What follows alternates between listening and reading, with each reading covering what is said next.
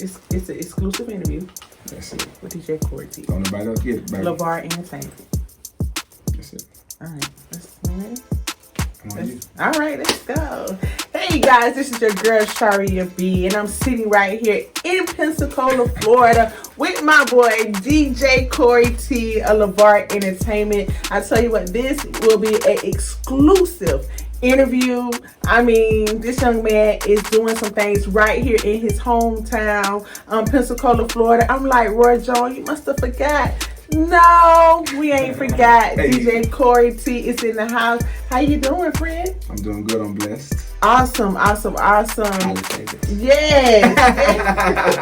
So we sitting here having some fun. I'm actually here at LeVar Entertainment headquarters. That's it. Right here in Pensacola, Florida. And we vibing, we having a good time. Let's go. I'm sitting here getting ready to talk to him about something very special that you have planned that's going to be coming up. Right. So I want to thank you for allowing Real Women Radio to be on the set with you on tonight. Sure. So let's tell everybody out there, who is the man behind LeVar Entertainment?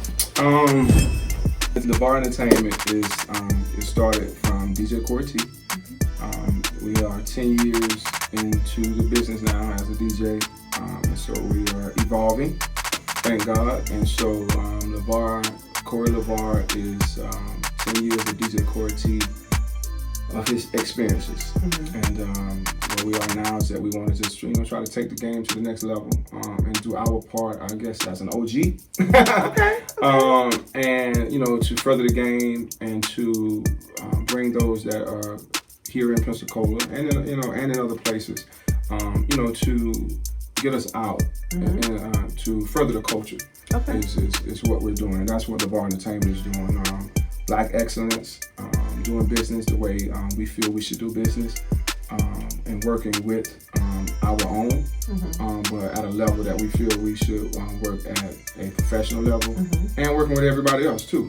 But I think love starts at home. Yeah. And so I'm definitely about our people, but love is everywhere.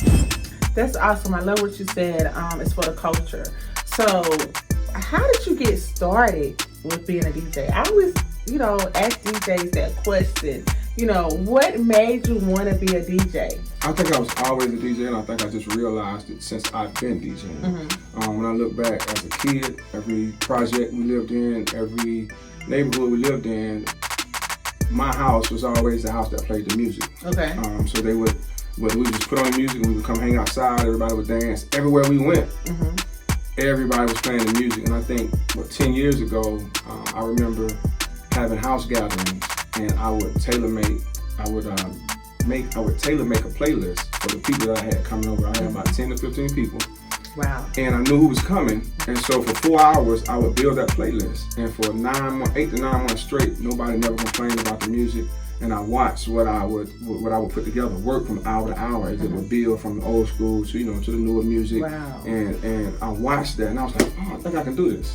And that's how it started. So I wanted to get my first gig was $200 food, no, $100 food stamps. But I believed that I could do it. And after that, and that's where it started. Wow. So that's how it started. Well, I always like to hear the stories of how DJs got started. And I really do believe that you really love entertainment because, a lot of people don't know, we're kind of like classmates almost, We're not going to tell our age, you know what I'm saying? Hey, it's either birthdays or die, you feel yes, me? So, we're like right there close together with our birthdays, but, I've always known you to be an entertainer. Ever since I've known you, you've always been that entertainer. And so that leads me right into the question of the People's DJ. Okay. So how did that come about, you being the People's DJ? Honestly, I just wanted to be a DJ. Here in Pensacola, I felt like there wasn't a wide variety of music being played at the spots. It was either trap music or blues, here in our town, or if you go downtown to Seville, then you get a mixture of music. Okay. But I wanted to be a person who was able to play for everybody, corporate people, play for the rock people, play, I like music, I like people. Right. And so that's where the people DJ come from. I came in the game wanting to play for everybody. Wow. And that's where it started. And Corey, that is good because, and the reason why I say that, because when you're DJing, you have to feel the crowd. You have to feel the people. And I believe you do just that. I've been to a lot of events that you actually DJed for, a lot of events that you've actually planned, for the culture. And that's when I want to use that. I'm doing this interview for the culture, because that's what that's who you are. Well, the culture raised me. Mm-hmm. You look at it. I look at New York, and you go back to Africa Bambaataa, playing a rock party, people, mm-hmm. and I actually took a piece of that sound, and that's in this Roy Jones joint. Mm-hmm. It come from Africa Bambaataa from Planet Rock. When you look at MC Lyte, Dougie Fresh, actually Dougie Fresh is the first hip hop song that I can remember. Mm-hmm. Okay. All right, and so that's my very first song. 6 minutes, Dougie Fresh, you wrong. So, New York, definitely, being the founder of hip hop, mm-hmm. and that raised me. So the culture, then you got the South, we got the Miami bass, that stuff we come up on, you know what I'm saying? The Atlanta sound, from back then, everybody say yeah, all that mm-hmm. stuff from down south in Atlanta. So all that stuff raised DJ Corey T. So Wow. that's why I'm big on the culture, because the culture is, and now that I look back at the music that we were just dancing to, Mm-hmm. it had meaning. Right. They were speaking to us, Right. they was talking about moving forward, Right. but we didn't know, we were just, kid and play and all that Right, stuff. But right. now that I realized what they was doing and how far we have become, I think it's only right that I helping them. Wow. I like that. I really like that. And moving on, I want to talk about these projects. You have a lot of projects that you're working on. I mean, guys, this guy right here works on so many projects. He has a lot of projects that he's been working on. You have LeVar Entertainment. Definitely, everything falls up under that, LeVar Entertainment. And in that, you have Soul Beach. Yeah. You started Soul Beach. Yeah. So be something. Yeah. Tell us a little bit about that. Wow. No, I just made it say stuff that I don't even think about it. Yeah. So Be Sunday, we started in, 2016? I want to say it was summer 2016. There was one guy, Drew. I want to make sure I give everybody their credit. Mm-hmm. You know what I'm saying? Because we probably forget somebody and then, you'd be mad, you'd cussing you out. Mm-hmm. But it's all love. Drew was doing the hookers. Uh-huh. Not the hookers, but the hookers. No. He was doing the hooker stuff on the beach, and just so everybody know, so I don't want to take that credit. Mm-hmm. I called him and I was like, yo man, I see you out on the beach. I have an idea that I've been wanting to do, and you already there. Mm-hmm. He in turn talked to the people. They said, yes, try it. Drew allowed me to come out on his set, Mm-hmm. And I set up the sounds. He was selling the hookers, doing the hookers. I played the music. Before you know it, we had Soul Beach, Mm-hmm. Soul Beach Sunday.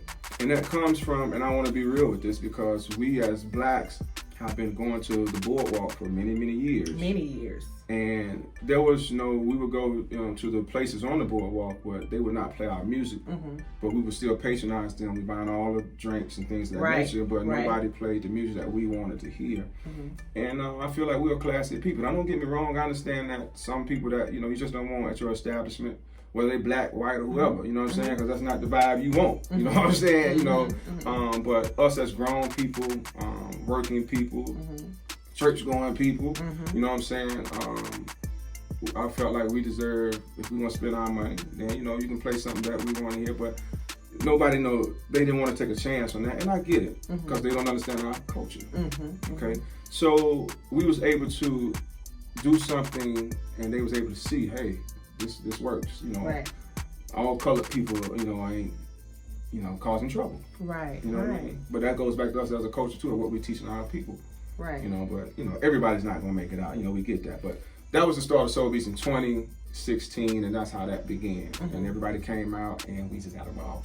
Yeah. I mean, You did production, that one drinking wine, that one big production that you did for Soul Beach, and that was Minifest. Yes, that was history out at the Pavilion. Yes. To have Casino a Beach. big show. Yeah, we did 2. Actually, I was gonna do 2 years, but who does that? Nobody but DJ Corey T. Man, let me tell you something though. To be honest with you, I thank God for that we were able to pull it off.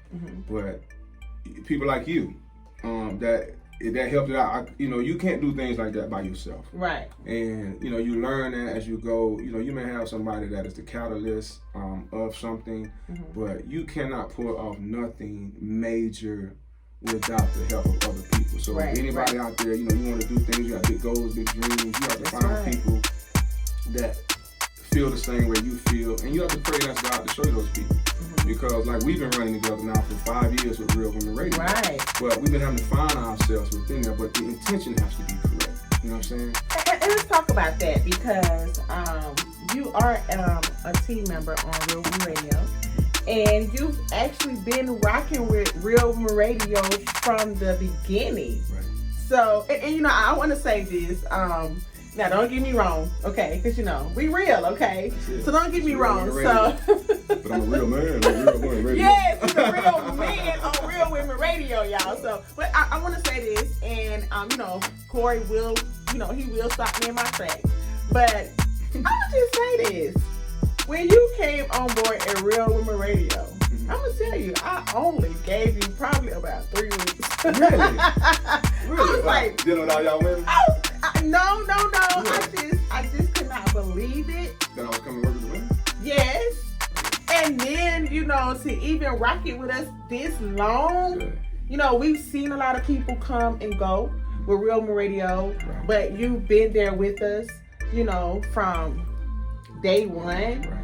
But I actually, and I think, I don't know if I had told Nicole or whoever had came on, I was like, I give him probably about 3 or 4 weeks. And then he's going to be out of there, y'all. Right. But he proved me wrong, and he's still here. So, that's why I said, you do it for the culture, So, we appreciate you. You're there, We thank you for being a part of Real Women Radio. Well, I'm going to say this. I thank Real Women Radio for seeing me, and that's the God's honest truth. Yes. Because when you guys came to me about doing the lunch buffet mix, yes. So that's what we do on Real Women Radio. We'll get to that too. I'm not doing the interview, but anyway, what I'm saying is,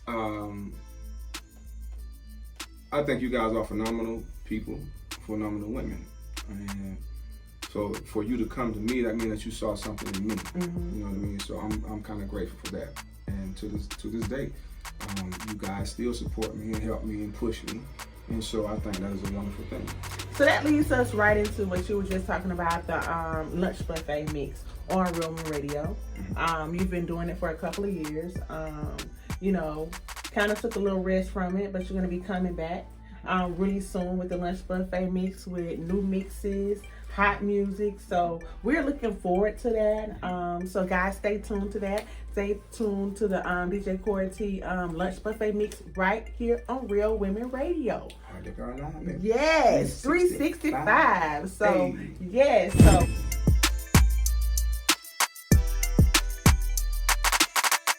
So I want to get to this project that you are working on right now. And that's why we're doing this interview.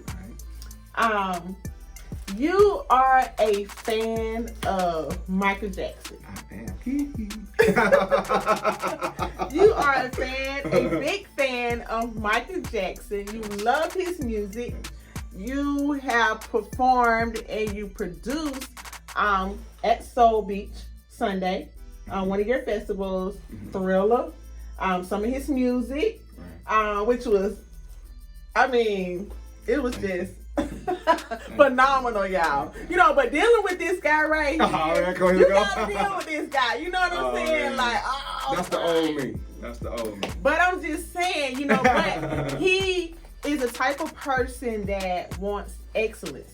He has that spirit of excellence and he wants it to be right no matter what happens. And that's the type of culture that you're talking about when we talk about black excellence. You know what I'm saying? So you are a fan of Michael Jackson. You are also a fan, I know, of one of the homeboys right here in Pensacola, Florida.